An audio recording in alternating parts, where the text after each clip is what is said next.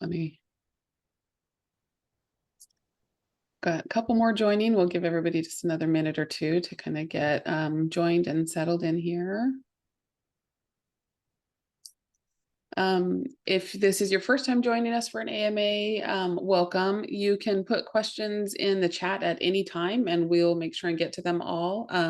You're also welcome to just ask your questions if you'd like to do that too, or this is just a very kind of casual conversation. So feel free and chime in if you've got questions at any point. We'll go ahead and just jump in. So today, when we were reviewing kind of most of the questions that came in, a lot of them were about invoicing. So we thought today we would just talk a little bit more about invoicing and go over, of course, the questions that have come in, and then we'll go to also general Q&A as we get a little further along here. But please, again, feel free and just ask any questions that you've got. So to start out, we're just going to talk a little bit about the way, or actually kind of the invoicing options within Parting Pro. So when your families go through your online store, this is a setting that your team controls, whether you want to have both immediate and deferred payment, or you want one or the other. So immediate payment is just like it sounds. It's going to require that the family pay in the checkout before they can submit their online order. And then the deferred payment, it's going to not ask that family for payment. And it's going to allow the funeral home to go ahead and invoice those families for those items when they're ready. So we thought we'd talk about a little bit why some funeral homes choose to do either of these or both. A lot of funeral homes do have both options. So a family can choose to pay in the checkout, or they can choose to pay later, is what it's called. When they choose pay later, you still get the order, and then you can go ahead and have a verbal conversation with that family. So I think the reasons we see most people doing only immediate, I typically see this most frequently with a customer that is probably most heavily focused on direct cremation. Either they're a direct disposer or they're only offering direct cremations. So the options to the family aren't, there's not as many options for the family to choose from. So they can just kind of go simply through their checkout, make the payment, and just move on with the process. And then we also have some funeral homes that only do deferred payment. And the reasons I think that they do that is they like to really have a phone conversation with the family after the family's completed their checkout, so that they can kind of have that phone arrangement, make sure that there's no unanswered questions, make sure that there's no additional services that the family's in need of, no additional merchandise that needs to be added in. So they like to really be able to send like one invoice that's 100% complete, rather than have a little bit of back and forth with the family and maybe have to send an additional invoice for items. Is that kind of what you see, Andrea, or what are your thoughts on what you see funeral homes doing with the immediate and deferred payment options? Usually what I notice is it's like a staff related thing. It's almost like if there's a funeral establishment that, like you said, is heavy direct cremation, but maybe they only have 3 team members. They really want to focus their energy on families that are ready to proceed with an arrangement. And so they'll not only have the pay now, but a lot of them will do the at need only in their checkout as well. So they're trying to kind of buffer out the imminent and the pre-need. They're not looking for people who are shopping. They really Sure. want families who are ready to um, handle the arrangements for their loved ones. So I also see that with the people who are doing the pay now. The deferred or the pay later, it's really a demographic factor. They can have additional packages, but a lot of times if they are in an area where they're super connected to the community, maybe they're in an area where there is some low income factors, they will look at having the deferred option as well, because maybe they're going to offer financing. Maybe they're going to, they get indigent cases from the state. Do you know what I mean? And Sure. so because of Yeah. that, they'll tend to be okay having the pay later. That makes sense. Perfect. And then I know, like, as you guys are using Parting Pro, you're not often seeing the store, your families are seeing the store. So I was also just going to show you what this looks like in your store. So when a family goes through your store and they land on the last page here, this is their last page, and they have this. You can see I have my settings turned on, so a family could choose I want to pay now or I want to pay later. I mean, you can see when they're, if you only have one or the other, that I want to pay now, it's just going to default to asking for their credit card. If they say I want to pay later, it's going to ask for their contact information, and then they're allowed to submit their information so that you can still see their full order. And so you still get the same information. And then again, this is for at-need cases only. When it's a imminent case, so when families choosing, they're preparing for end-of-life needs or they're pre-planning in the future, they will not ever have an option to pay at this point. It's always going to be a deferred option. So at-need options only there. And then one other thing that comes in really handy for our funeral homes that are doing deferred payments is our invoice templates. So I was going to show you how to build an invoice template. So a funeral home that's doing deferred payment only, you know, they may probably be doing more invoicing just in general than our funeral homes that are immediate payment. And one of the things that can really help with that is our invoice templates. So we'll just go into a case and I'll show you how to build an invoice template. But basically we can pre-populate all of the line items in an invoice in just one click instead of you having to manually add in things. And this is helpful, especially if you've got like lots of included items in your packages, so you're not having to add them individually. So I'm just coming into my payments tab of any case. So you can come into any case that you have. It doesn't have to be done in the settings or anything. And then as you scroll down into invoices here, you have an option here that says manage templates. So I'm going to click on manage templates. And then as you can see, I have quite a few set up, but I'll show you how to set up a new one as well, and then how we can edit them. So if I want to add a new template, I'm just going to click add new. And then I can call my template whatever I want it to. So let's say we've got a cremation and viewing package. And then I'm going to go ahead and add my line items from here. So I'm just going to build my package.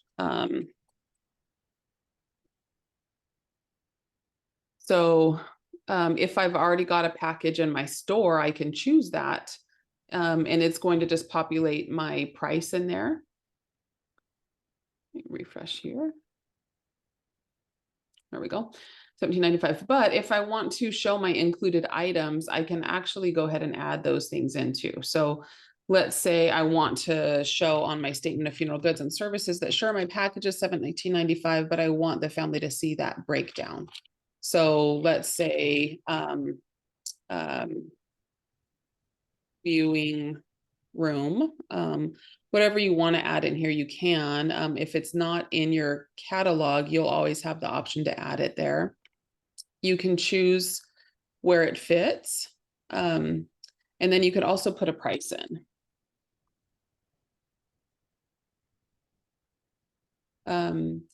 And then you can continue to add line items. So maybe your package includes death certificates.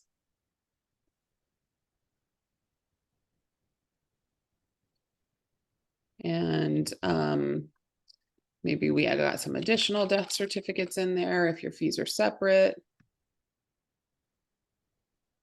So we can just continue to build this as needed. So you can add as many items as you want. And then if these are going to be included items, the other thing we'd want to do is come back here and zero these out. So it's going to show included, but it's not charging the family those extra fees because it's going to be that $17.90.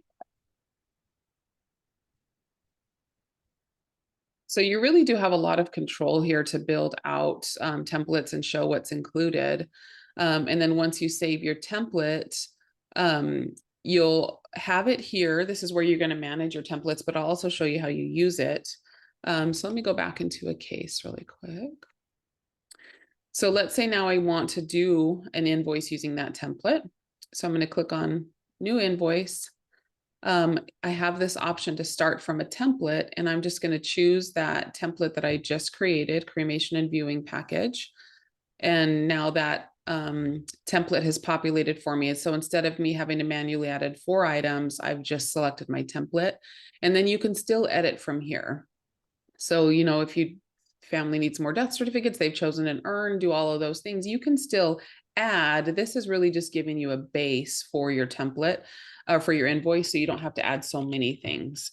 So, you know, if they're going to add an earn from here, we can just add in that earn, and keep moving along with our invoice here.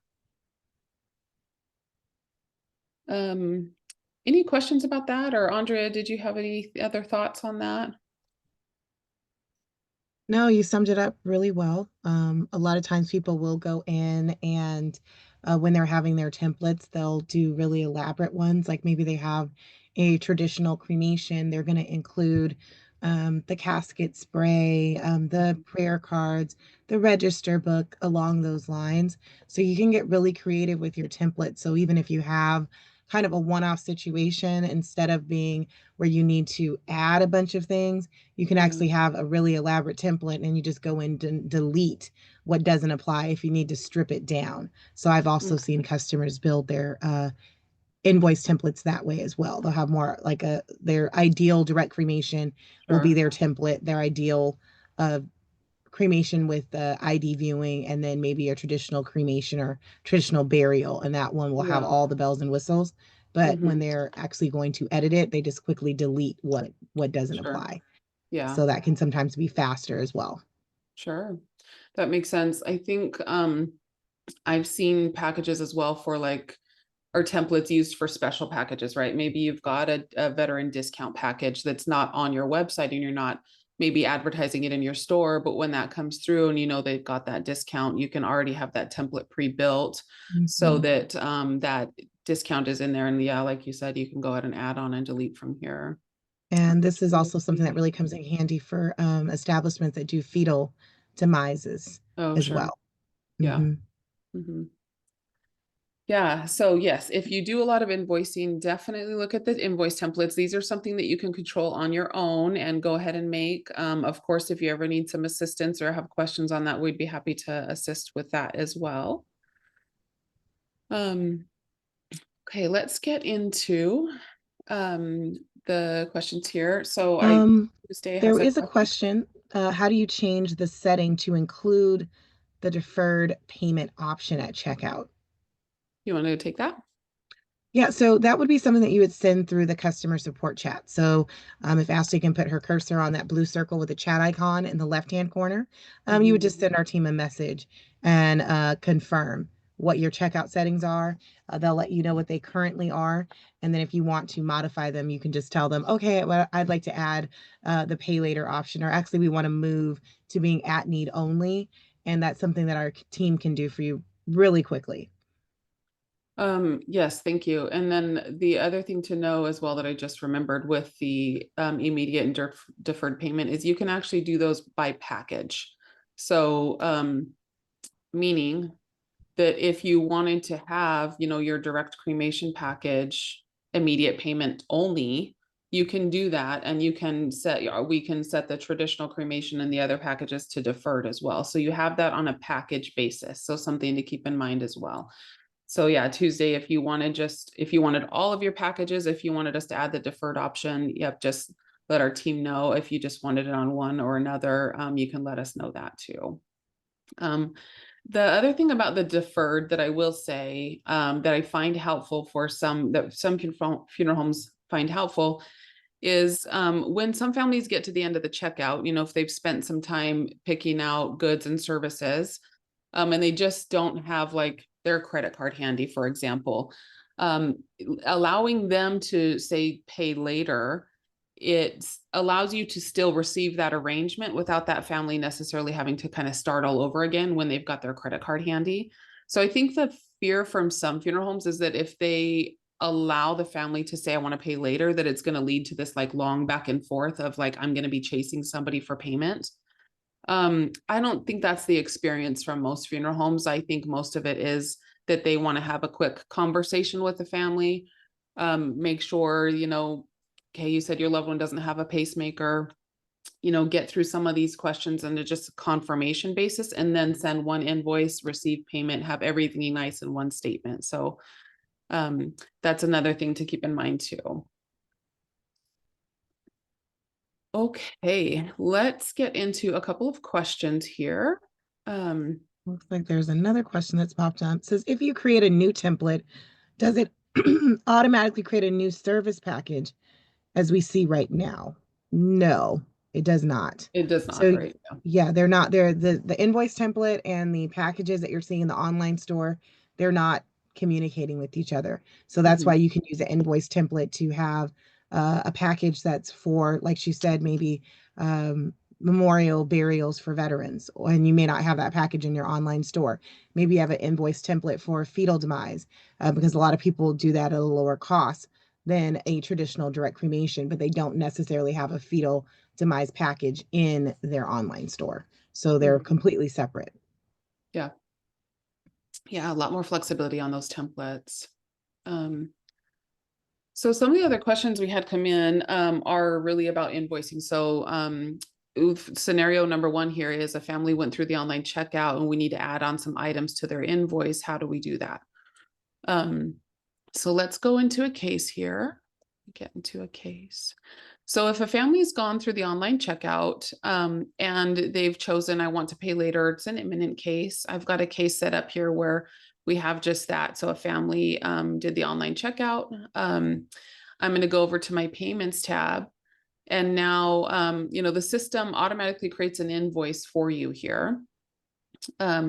So either invoice that we want to add in here, I'm just going to go to my first one that's from my online checkout. So I'm going to click on my invoice. And then since it's unpaid and not sent, my status up here is always going to tell me what the status is. I'm going to choose to edit the invoice. And now once I hit edit, I'm kind of in that edit mode where I can delete things. And this is where you have a lot of control. You can change anything in here, really, the quantity, prices, things like that. So if you need to add something, you can just click add line item. And then once you select in the description, this brings up all of the saved items we have in your catalog. So let's say we need to add a pacemaker fee here. So we'll say, yes, my loved one had a pacemaker. And then it's going to add in that $75 fee. I'm going to choose additional services here. And now I've just added that in. So it's pretty quick to come in and adjust things. You can do the same thing if you needed to delete things. So maybe this courtesy discount doesn't apply and I'm going to delete that line item.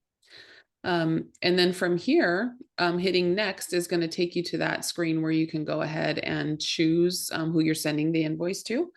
If you ever change the balance on an invoice, you are going to get this message to update the recipient amounts. And this is just asking if you want to distribute the balance among any existing recipients already. So generally, I would just say the answer is almost always going to be update balance there, unless you really have a specific family scenario where you're trying to have one person pay different amounts. And then from here, you can just choose your recipients and then send your invoice.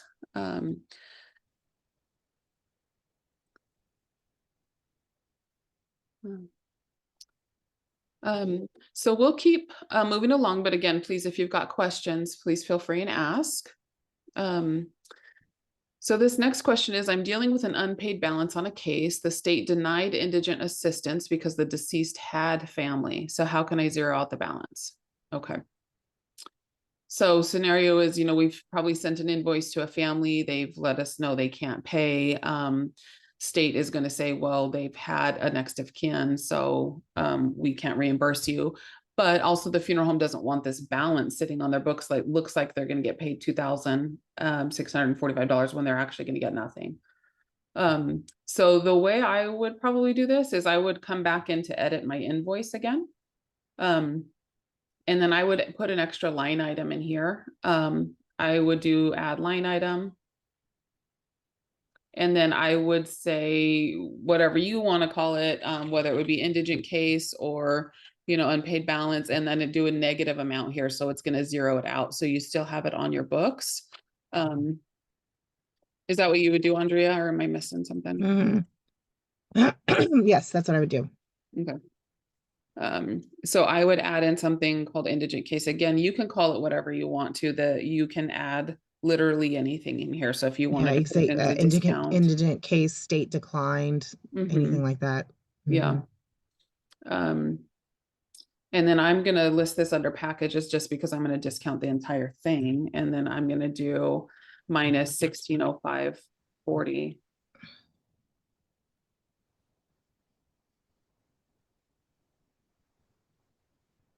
And then it's going to zero out that balance. So my balance is zero. And then when I can go back to the case from here, and it's going to go ahead and save it because we're not sending it to anybody. And I have a second invoice in here. That's why it's still showing a balance up here. But as we scroll down, we should see that this invoice that I just edited now has a zero balance. So that's how I would do that. That way it's not going to show on your dashboard as it being owed, for the inevitable future. Okay. All right. The next scenario we have for invoice is we have multiple family members who want to make payments toward an invoice. How should I go about sending them contracts? So great question. If you do have multiple people that are going to pay, we're going to go ahead and use the second invoice that I have in this case to show you this. So when you have multiple people that are going to pay, let's go ahead and edit this invoice. So you can add any line items that you need to here. When you go next, this is where you can control who's going to get this invoice. So you can add as many people here as you need to. So in this one, we've already sent this out to one family member, but maybe it's still unpaid, and probably because we need to send it to multiple people. So if you click add recipient here, you'll be able to adjust these balances. And actually, I'm going to go back one step because best practice is probably to adjust the first balance first. So let's say that Mr. Fred is going to pay $540. And it's asking me if I want to send him an updated invoice. I do want to send that. And then I'm going to add a recipient here. And the reason I went back a step is because once I adjust the first balance, you can see that other balance auto-populated for me. So I don't have to sit here and do math, which is hard sometimes. And then if you need to add somebody else, when you select the item here, if it's a person that we already know of, right? Maybe this family's filled out their vital statistics, they've told us about some extra family, all of those names are going to pull up here. So if it's one of them, you can simply just select them. However, if it's not one of them, let me just delete this again and then add another recipient. You can simply just add the name right here. You don't have to go back into your case details to add in the information. So I can say send to Ashley and then go ahead and put in that email address. Now I'm going to be able to send the invoice to two people. And I think the question specified the contract. Let me see. How do I go about sending them contracts? Okay, so the contract is auto sent with this invoice. So when a family pays, they're actually signing the contract at the same time. So when you're sending these invoices and they make payment, you'll actually receive a signed statement of funeral goods and services back from both of these people in this case. So you'll have a signed contract from Fred and one from Ashley as well. And then you can resend the invoices here. Fred already has his, so we really just need to resend to Ashley here. And once we hit send, those family members will both have that invoice and then updated statement once they make the payment. Okay, Joseph, Allison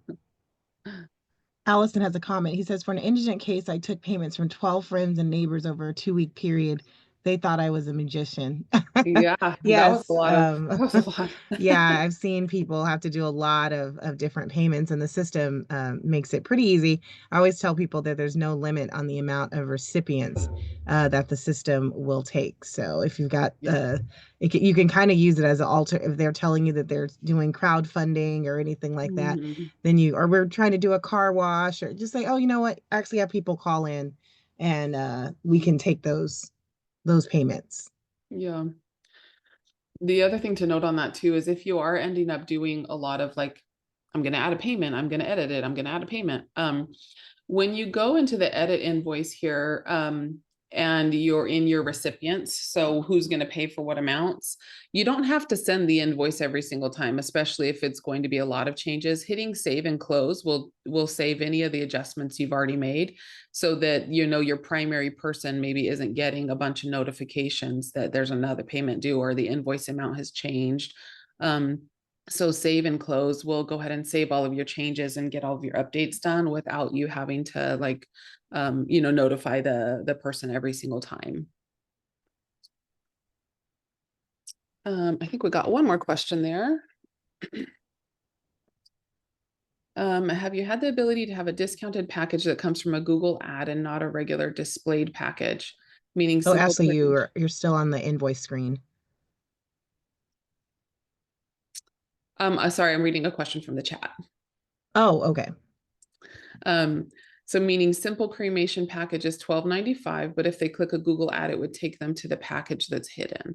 So I think, so what you're wanting basically is you've got a Google ad that's going to be a targeted ad. When they click on that web page, it takes them to a separate package, is what I'm understanding. We don't necessarily have the ability to show different packages. That would require a second store basically. So you would have your normal kind of store set up like this, and then you would need a second store and dashboard that would be for your discounted package. Now I have seen one funeral home do this where they really wanted, their veteran packages set up separately, and they had targeted ads for veterans in the area. But they did purchase a second dashboard to do that, basically, to be able to get those packages differently. Can you think of anything, Andrea, or if you had any experience with that? No, I haven't. I haven't had that. Yeah. The other thing you can do is have a question as like an additional service question that Mhm. they get asked, like, how did you hear about us? And then if they click that they heard about you from a Mhm. specific location, the system can give them a discount for that. Sure. And I was going to say, I think I might have had a veteran question in this dashboard at one time. I'm not sure if it's still there, but let me click through and see. Because yeah, we do have funeral homes that will do the um, like either a hospice or a veteran discount that way. Um, so basically, it would be set up like a question like this: was your loved one in hospice care? And if they say yes, then they see a discount here of like $100, for example. Mhm. Um, Same thing with veteran. If your loved one is a veteran, if you are offering a discount, then they see a minus $50, and then that adds into the services. So that's one way to do it. Mhm. Depending on your scenarios, if you're really trying to do targeted ad, maybe that's not the solution that you're looking for. But the one that I could think of is yeah, having a separate store basically. Yeah. Um, okay. Yep. And so back to our invoice question here. I think our last invoice question here is: the family submitted an online checkout and has incorrectly answered no to the pacemaker question, despite one being present. They've already paid for the invoice. How can I correct this error by adding the pacemaker removal disposal charge and resending the updated invoice? So you can't correct the error in the sense that you can change the initial payment and invoice, because that payment is complete and there was a signed statement of funeral goods and services. However, what you can do is just send them a separate invoice for the pacemaker removal fee. So I'll just walk you through that scenario really quick. I'm gonna just see if I've got a paid invoice in the system already. So we could use this one. And then what will happen is they'll get another invoice, and they'll also get another statement that's going to show them those items so that you still have everything together. So in an example like this, they've gone through the online checkout, they've made their payment, and now, in having the conversation, I realize we need to invoice them. So really, you're just going to come down to new invoice, and then add in that line item.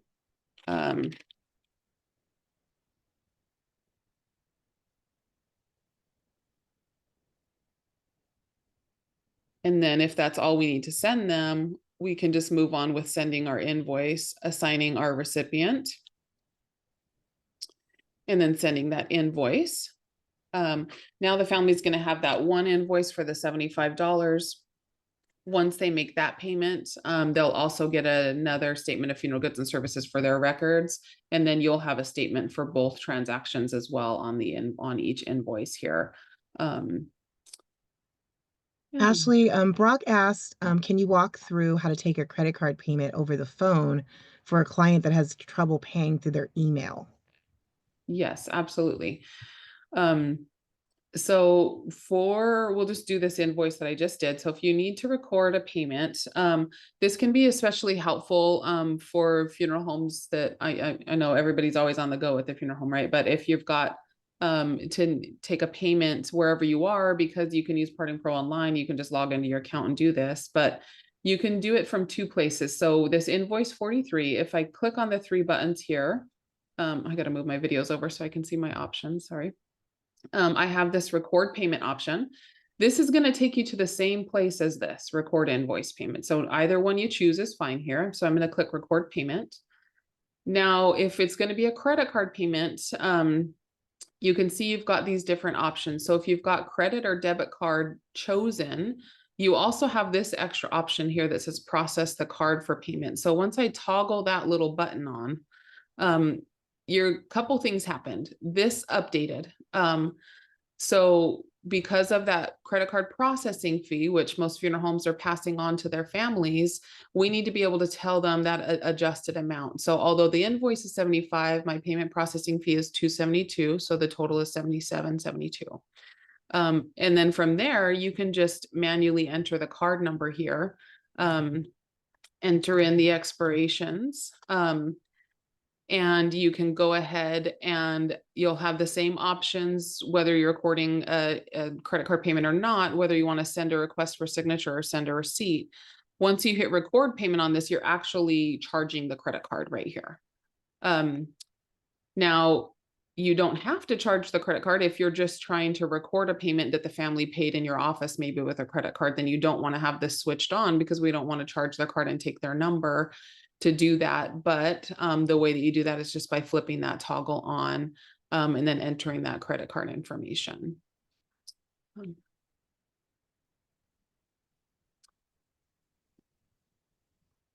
Any other questions on recording payments? Another thing to point out that I really like about the recording a payment over the phone is the system will let you know if the person is trying to use a deceased person's credit card. And that can really help you avoid a chargeback in the future. So if someone wants to make a payment over the phone instead of you using maybe your in-house credit card terminal, I always say try to run it through Parting Pro because it will flag that. Now, if the person has a joint bank account or whatnot, that would be a normal flag and you might not have an issue. But for safety reasons and just to avoid drama down the line, whenever I would see that, I would just go ahead and ask the payee if they had a different form of payment so you don't have to worry about whether they would try to deny the payment later, because if they were to deny it, there's really nothing the credit card merchant can do to fight on your behalf because again, the card holder name is someone who is no longer with us, and you could find yourself in a situation where you completed a service and not get payment. Sure. Yeah, that's a really good point. And then It Steve will let you asked, know. Steve asked, how do you know if the payment went through or declined? So it'll flag it as success. It'll flag it as declined instantly. It'll also do an initial flag and say, this is a deceased person's credit card. Would you like to proceed? If you go ahead and click, yeah, go ahead and proceed and charge it. Again, if they come down 3 weeks later and call their card company and say, hey, there's a charge on my uncle's credit card and he already died on this date, here's his death certificate as proof, they're going to go ahead and do a chargeback, and you really don't have a leg to stand on with that. So it'll tell you instantly if it's a decline, an approval, and then again, you'll get that pop up, hey, this is a deceased person's credit card. Do you want us to proceed? Yeah, so I just went ahead, Steve. And you can see I tried to just do a fake one here, but it tells me invalid credit card number. So you'll have a similar thing. You'll have either an error come up, or that question that Andrea said. But if you click record payment, it all goes to the next screen that has processed the charge. And then this is where your payment screen is pretty helpful. So if you come up to your menu where your name is and come into your payment screen, you'll be able to see any cards that have come through. And the status. So if you've done a credit card online, it's going to say credit card online, and then it's going to go into the, I think, authorizing status is what it's called. I might be wrong on that, but it's that status that's like right after the credit card goes through, and that's there for 3 hours in case you need to cancel that payment, and then it will go into successful status. And that's how you'll always be able to track the payment statuses for all the payments as well. Yeah, great questions today. Any other questions? And again, you don't have to ask a question about something that we went over today. If you could have a question on a completely separate matter, and we're more than willing to answer as well. Yeah, for sure. I know a lot of this has been invoices, but if you've got questions on things other than invoices, feel free as well. I think at this point, we've made it through the questions that were submitted in advance. Although I think there was one more that came through. Let me see. Yeah, it looks like there's one more. Have you considered including the option of scheduling delivery of forms? Thanks. Can you elaborate on that? Because what do you mean by scheduling? Like, so we do have an option now where you guys can determine what forms are sent automatically after checkout to a family. So a lot of our clients are having the vitals sent automatically after checkout. And then once the vitals comes in, staff will go and determine what other forms. Are you stating that we would be able to schedule the other forms at, like, okay, if the vitals comes in, then at 3 o'clock that same day, a cremation authorization goes out? I think, So this is oh, go ahead. Brock here. Hello. How are you guys? Hi. So what I sort of work a lot of on following up with paperwork in the evening hours. So, 10, 11 o'clock. So sending a proof to the family for the death certificate, could I schedule that to be delivered, the next morning instead of late at night, filling their inbox with things? So is that an option that you've considered doing? It's a great question. It's not been something that I think maybe has been on our radar before, but I absolutely see the merit in that. So yeah, you're talking when you go to send an email and you can schedule the email to send at 9 a.m. the next morning instead of sending it, at 1 a.m. when you're working. Exactly. Yeah, for sure. That's a really great question. And we'll take that to the team and see if that's a possibility at all. But yeah, that's a really great idea. So let us ask about that and see if that's a possibility, or if it's not a possibility now, if that's something we can work towards in the future, for sure. Right. And then also, Joseph Allison would like to know, how does Parting Pro connect to QuickBooks? Sure. So we're going to go back to our payments tab here. So the way that we can work with QuickBooks is basically we can do an export from Parting Pro. And then there's a third-party software called SaaS Ant that is required to basically get the information into QuickBooks for you.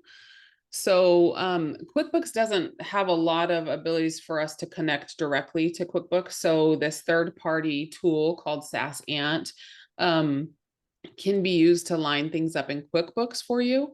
It is I think it's like I want to say it's $15 a month subscription. But if getting all your information into QuickBooks directly from Parting Pro is important, then that's something you can definitely look at. But you can come in here basically to your finance data export and make some selections here on what account names you want, for example, your merchandise or your non-merchandise to come into. And then you can export by date. So if you wanted to do a week or a month at a time, you can do an export. And then it will pull that data for you. So even if you're not intending to put it in QuickBooks, this can still be helpful for some funeral homes to have this export. And then as you can see, once you do an export, you'll get a success message, and then your exports will just live here too. So if you needed to look at the results, later, you can come in and do that. And then I know we've got this article linked here that goes a little bit more in depth over the QuickBooks and how to set up the QuickBooks and the SaaS Ant communication. But that's basically the way that we're able to do it, is using that third-party application to get the information exported, and then SaaS Ant will get it imported.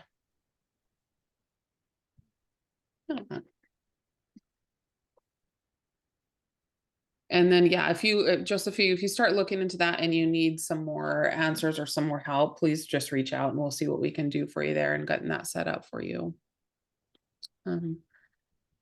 Any other questions?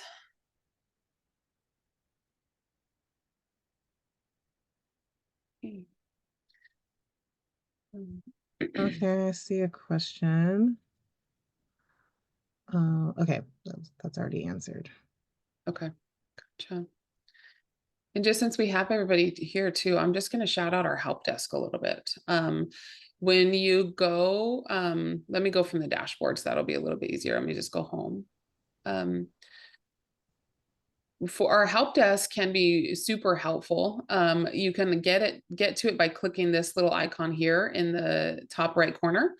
And we've added quite a few video tutorials and things, but we've also got it broken down by sections here. So if you've got a payment related question and you wanted to search this way, you could certainly do that. But you could also just start typing your question and it will come up with articles for you.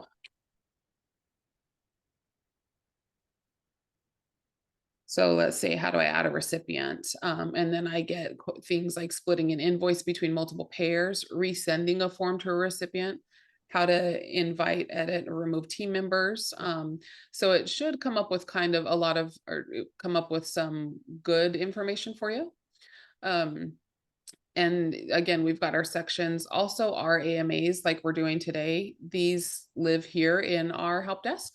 So if you ever wanted to revisit some of the previous AMAs like we're doing today, those are all here too for you to visit, where you can see the recordings.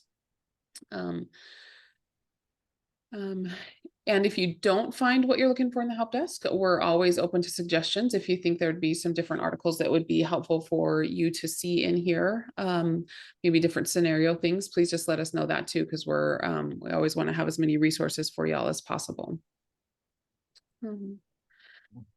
Okay, Steve Hahn just asked, can you control the frequency of sending emails to your clients' families for review? And can you see what was sent? Got it. Okay.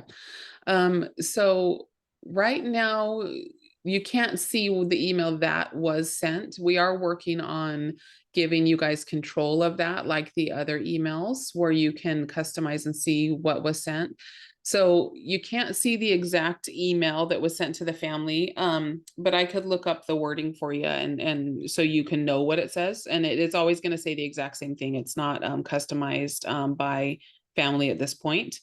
And then as far as controlling the frequency, really with the reviews, what the control that you have is when you mark a case complete, that is going to go ahead and send that email to the family asking for a review.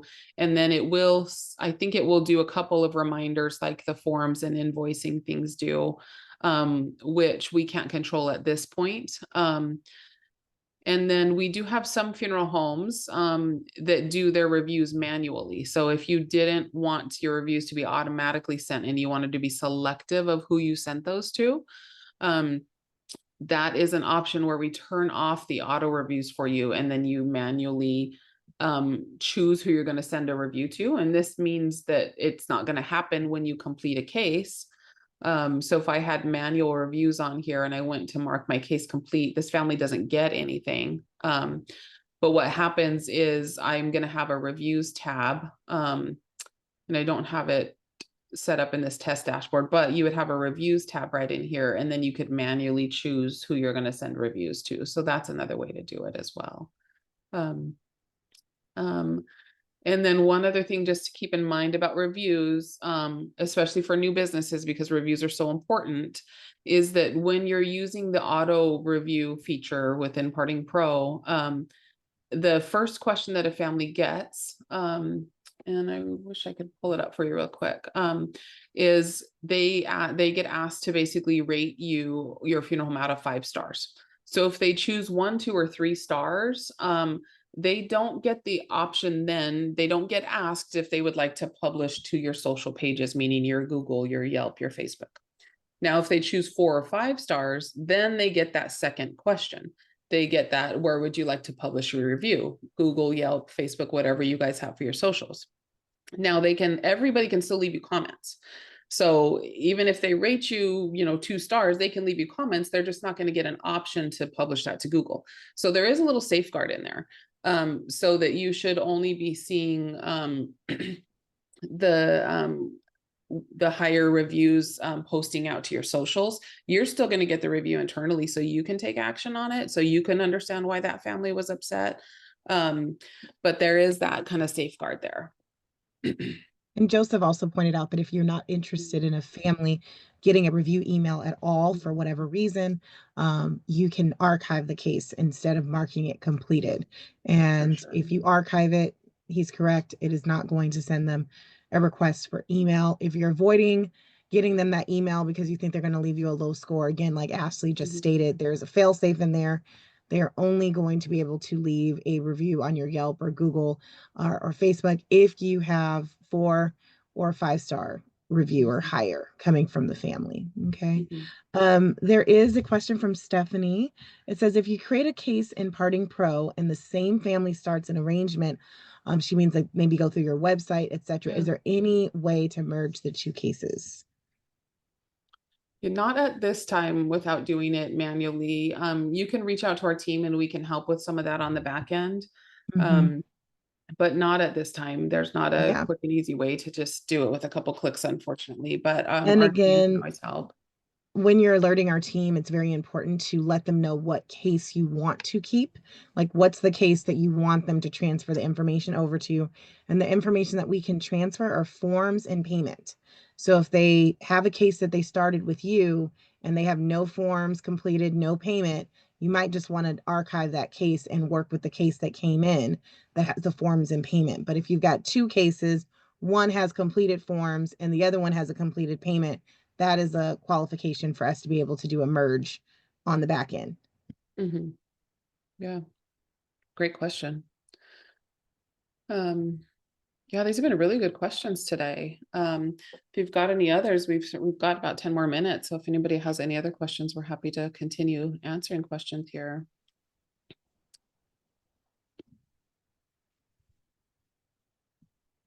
Give everybody a minute here.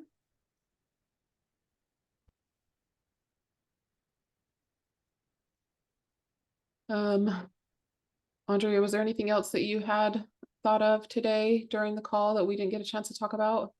No, just a reminder that if you need any assistance with doing invoice templates, or maybe you want to go through some specific scenarios or cases on your desk. I know some people prefer to work with one of our team members one-on-one.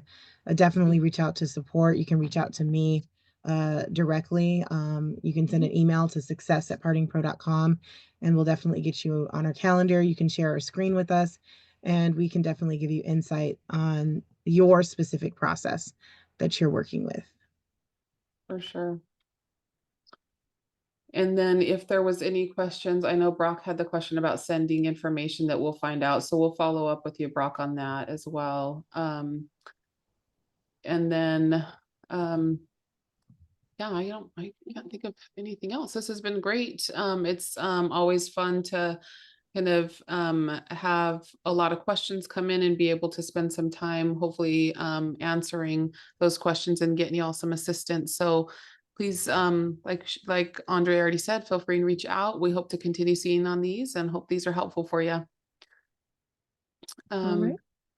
And then Steve, we have one other question here. So is that the only difference between completed and archived?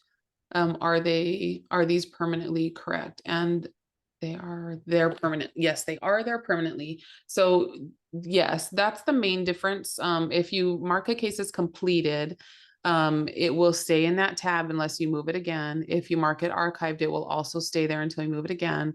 And yes, your archived cases, that's the main difference. Completed are going to get a review. Archived, a lot of funeral homes use, for their pre-need cases, for their imminent cases.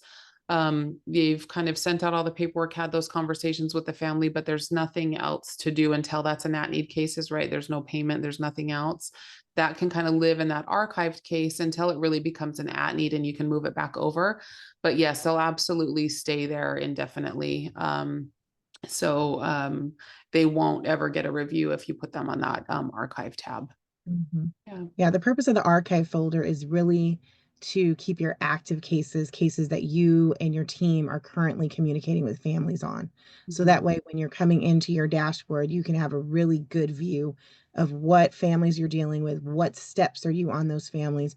So again, like Ashley said, if someone comes through, they're a pre-need, you sent them all the information, they haven't booked their appointment, you're pretty much at a stall as far as what you can offer them. You can move that family over to archive. Now, if they call in and then you can get them active again, great, move them back into active. But the purpose of the archive folder is to really give you a place to put your pending stuff or things that you really just don't know what the family may do. And so that way your active folder is really, really concise. You know exactly who those families are, what the next steps, so that you're not missing anything because you have this super junky active folder. Yeah. Yeah, for sure. Hey, you're welcome, Steve. Glad it's been helpful. Hope to see you on the next one as well. We'll let everybody go, and thanks again for joining, and have a good rest of your day. Bye-bye.